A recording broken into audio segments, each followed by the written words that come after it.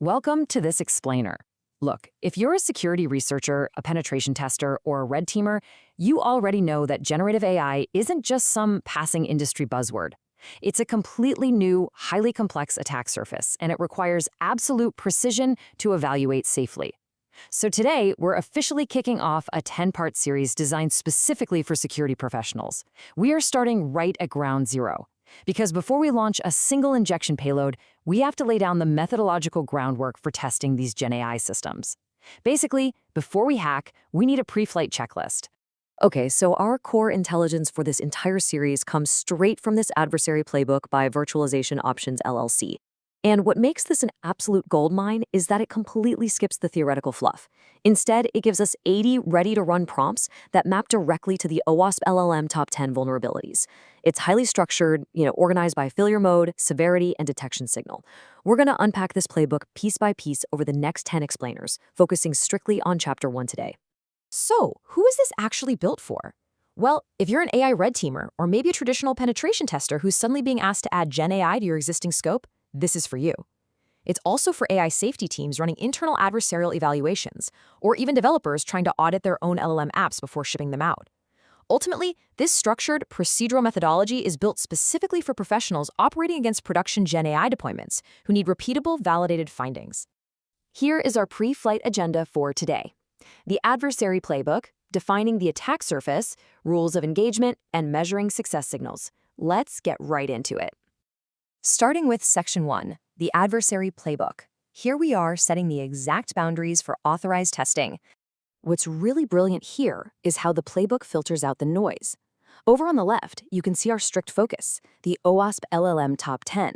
That means we're hunting for prompt injections, insecure output handling, flawed plugin design, and model theft. But take a look at the right side.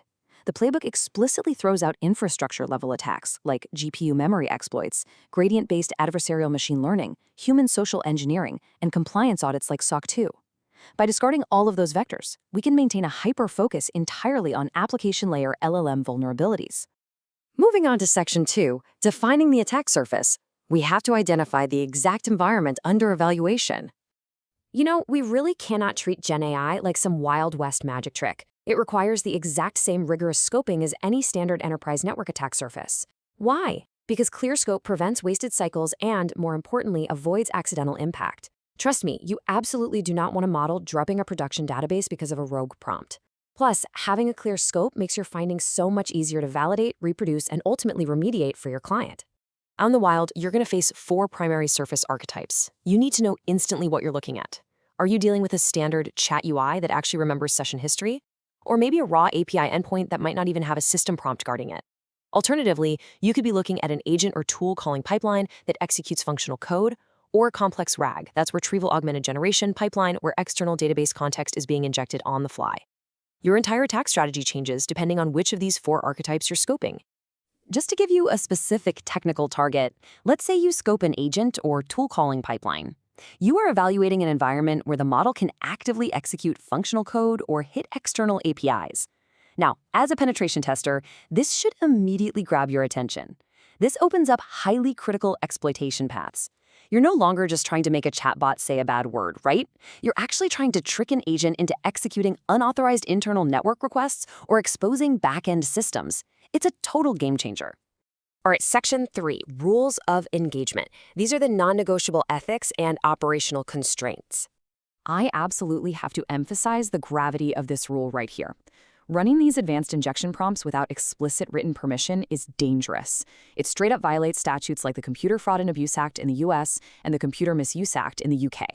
Put simply, we do not test without a get-out-of-jail-free card. Get it in writing before you type a single payload. No exceptions. Now, beyond getting authorization, your professional restraint requires strict adherence to these operational constraints. Never exfiltrate real user data during your engagement. Also, you have to log every single prompt and response verbatim. Remember, LLMs are non-deterministic. They output different things each time, so if you don't log it exactly, you might never be able to reproduce the finding. Always stick to staging environments unless production testing is explicitly scoped in your contract.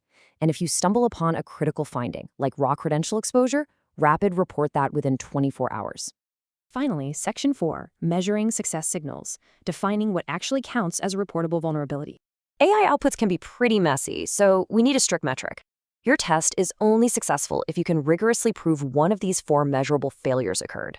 Number 1, you force the system to return its verbatim system prompt text, essentially leaking its hidden operator instructions. Number 2, the model executes an unauthorized tool call, which proves a breakdown in access controls. Number 3, the model produces content that directly violates its own stated safety policy. Or number 4, the model reveals sensitive info about its training data or underlying architecture beyond what's publicly documented. These are your undeniable proof-of-concept markers. This right here is the ultimate professional boundary for an AI red teamer. If your prompt output meets one of those 4 explicit criteria on the left, it's a measurable failure and it is highly reportable. If it doesn't, it's entirely unreportable. It's not a bug, it's not a finding, it serves only as useful context to help you tweak and refine your next attempt. Sticking to this strict binary is exactly what keeps your reports professional, actionable, and completely free of vague AI weirdness. And with that, we've wrapped up our pre-flight checklist. We've successfully laid the groundwork. We know what to test, the rules that govern us, and exactly what success looks like. But I want to leave you with this final, critical question.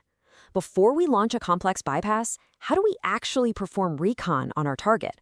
How do we systematically map the active tools, the model family, and the hidden constraints? Well, that fascinating process is exactly what we're going to unpack deeply in part 2 of this 10-part explainer series. So stay focused, get your scope defined, and I will see you in the next explainer.